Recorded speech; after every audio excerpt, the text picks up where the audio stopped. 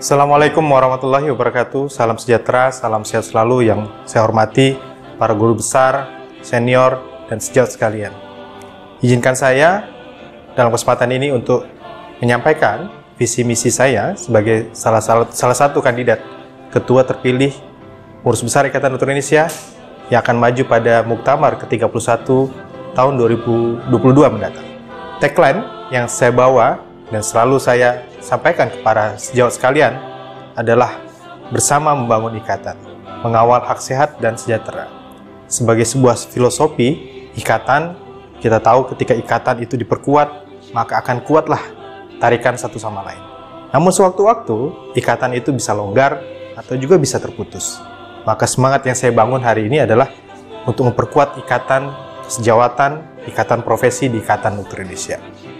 Sebelum masuk kepada visi misi para senior juga sekalian, saya ingin membawa kepada problematika yang kita hadapi hari ini. Yang pertama yaitu terkait dengan pendidikan. Kita tahu bahwa isu terkait dengan pendidikan dari sejak Undang-Undang Nomor 20 Tahun 2013 tentang pendidikan kedokteran adalah terkait dengan mahalnya biaya pendidikan kedokteran. Yang sampai dengan hari ini, walaupun undang-undangnya sudah kurang lebih 8 tahun usianya, isu terkait dengan biaya pendidikan kedokteran masih belum selesai. Kemudian bicara tentang mutu pendidikan kedokteran, bicara tentang output dan distribusi daripada lulusan pendidikan kedokteran, dan juga hari ini kita masuk pada era disruption, di mana pendidikan kedokteran juga terdampak kepada disruption di era saat ini. Yang kedua adalah problematika di pelayanan. Hari ini kita masih dihadapkan kepada persoalan-persoalan terkait dengan jaminan kesehatan, kita dihadapkan kepada kualitas pelayanan kesehatan, kita dihadapkan kepada distribusi pelayanan kesehatan yang masih belum merata antara kota-kota besar, daerah terpencil, kepulauan, dan daerah perbatasan. Disruption juga masuk pada persoalan pelayanan juga. Kita tahu ya, bagaimana beberapa pelayanan-pelayanan sudah menggunakan teknologi kedokteran yang ke depan bisa dikhawatirkan akan menggantikan tangan-tangan dari seorang dokter dalam memberikan pelayanan kepada masyarakat. Yang ketiga, yaitu persoalan perlindungan. Isu perlindungan tidak hanya bicara perlindungan hukum. Beberapa kasus dialami oleh para sejawat terkait dengan perlindungan terhadap dirinya. Kasus kekerasan, baik fisik maupun verbal. Bahkan ada beberapa kasus di mana sejawat meninggal dunia atau gugur karena akibat kekerasan itu terjadi. Kemudian banyaknya sejawat-sejawat yang diugat melalui jalur hukum maupun disiplin. Sehingga penting untuk kita angkat isu terkait dengan perlindungan, di mana secara teori sendiri, perlindungan itu ada dua, yaitu adalah perlindungan preventif, di mana konteksnya adalah kita harus mengacu kepada standar-standar yang dimuat di dalam peraturan perundang-undangan, sehingga praktek kedokteran itu memiliki platform yang jelas, agar tidak jatuh kepada error ataupun kesalahan-kesalahan dalam pelayanan. Yang kedua adalah perlindungan represif. Perlindungan represif adalah ketika seorang sejawat mendapatkan gugatan secara hukum.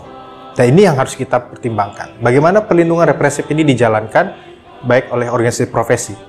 Dan di beberapa negara sudah sangat berkembang terkait dengan asuransi profesi, kemudian pembicaraan antara organisasi profesi kedokteran dan juga organisasi profesi advokat. Itu yang kita akan dorong ke depan. Yang keempat adalah isu kesejahteraan. Indonesia adalah negara kesejahteraan atau welfare state. Maka bicara tentang kesejahteraan hari ini adalah bicara tentang hak fundamental seluruh warga negara. Dokter adalah bagian dari warga negara yang memiliki hak untuk memperoleh kesejahteraan. Bertahun-tahun kita masih dihadapkan kepada isu disparitas antara kesejahteraan dokter umum, dokter spesialis, dokter PNS atau non-PNS, dokter di Jawa maupun di luar Jawa. Maka isu ini harus diangkat dan harus diadvokasi. Ikatan Dokter Indonesia sebagai satu-satunya organisasi profesi tentu harus concern terhadap persoalan kesejahteraan dokter Indonesia. Yang kedua adalah problematika daripada organisasi profesi, yaitu Ikatan Dokter Indonesia.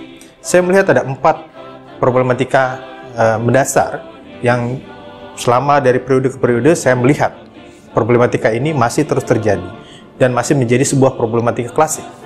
Yang pertama yaitu terkait dengan administrasi. Surat menyurat di Ikatan Dokter Indonesia mengajukan rekomendasi bicara KTA, sertifikasi atau resertifikasi, bagaimana dokter lulusan luar negeri ketika akan berpraktik di Indonesia masih terhambat persoalan-persoalan administrasi. Ini yang masih harus kita advokasi bersama. Yang kedua adalah persoalan konsolidasi.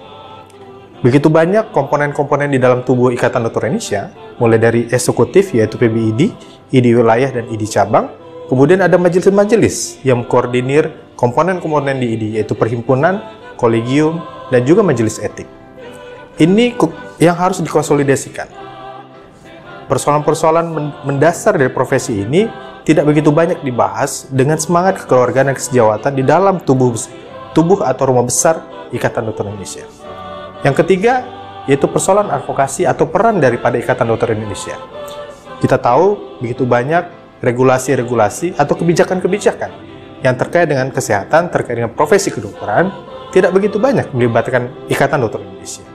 Tidak hanya berlaku di kebijakan secara nasional, tapi juga kebijakan-kebijakan yang berlaku di tingkat daerah, yang harusnya melibatkan Ikatan Dokter Indonesia, baik itu PBID, ID wilayah, ID cabang, dan juga perhimpunan terkait.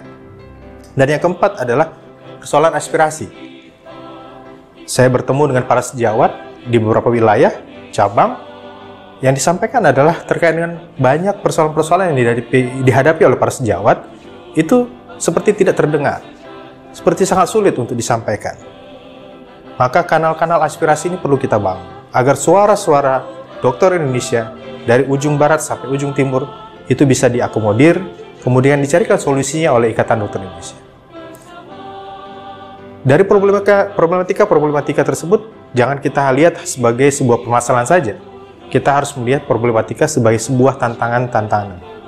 Dan kita tahu, Ikatan Dokter Indonesia, profesi kedokteran Indonesia memiliki potensi yang sangat luar biasa. Saya melihat ada 4 potensi besar yang kita miliki saat ini. Yang pertama, kita memiliki fakultas kedokteran yang tersebar di seluruh wilayah Indonesia. Saat ini tercatat ada 93, walaupun ada beberapa calon fakultas kedokteran yang masih mengantri. Dari fakultas kedokteran kita melahirkan dokter-dokter baru, generasi-generasi baru dokter Indonesia. Setiap tahunnya lebih dari 10.000 dokter Indonesia yang dilahirkan dengan segala potensi, dengan segala kemampuan, dengan segala harapan yang dimilikinya. Yang kedua, kita memiliki lebih dari 190 dokter Indonesia tercatat di website resmi Ikatan Dokter Indonesia. Meskipun persoalan data ini masih menjadi isu yang harus kita bahas lebih lanjut, karena data Ikatan Indonesia, data KKI, data kementerian, itu harus diintegrasikan sehingga kita bisa menghadirkan data yang valid tentang keberadaan dokter Indonesia. Potensi-potensi dokter Indonesia ini berada di mana-mana. Tidak hanya di balik-balik dinding pelayanan klinis, tapi juga berada di manajemen, struktural, lembaga pemerintah maupun lembaga non-pemerintah. Tersebar, bahkan di legislatif, kita memiliki dokter-dokter Indonesia yang memiliki potensi yang luar biasa yang sekiranya kita bisa padukan akan menjadi kekuatan luar biasa bagi organisasi profesi.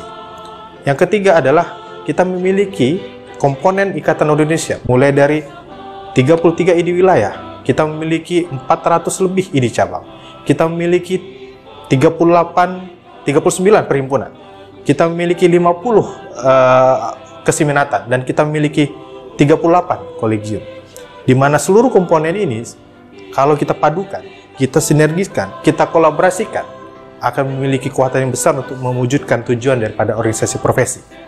Dan yang keempat adalah potensi yang menjadi marwah daripada organisasi profesi, yaitu etika kedokteran.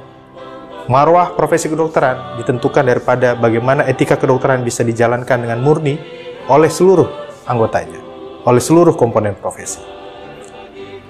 Dari problematika, dari potensi yang ada, saya melihat bahwa rumah besar Ikatan Dokter Indonesia dibangun dengan fondasi yang kuat, dibangun oleh pilar-pilar yang kuat. Fondasinya adalah pendidikan, pilarnya adalah perlindungan dan pelayanan, kemudian pengorganisasian dan kesejahteraan, dan ujung dari semua itu adalah pengabdian. Karena bicara tentang profesi kedokteran adalah mengabdi untuk kemanusiaan, mengabdi untuk masyarakat, mengabdi untuk bangsa dan negara. Dan untuk membangun sinergisitas, mewujudkan nilai-nilai ini, kita berada di era disruption, di mana transformasi digital teknologi berkembang sangat cepat. Maka mau tidak mau, teknologi harus kita manfaatkan. Teknologi harus digunakan untuk menegakkan pilar-pilar dan menguatkan fondasi yang ada dan mewujudkan tujuan daripada profesi kedokteran. Dari semua hal tersebut, maka saya menyusun sebuah visi bagi IDI ke depan.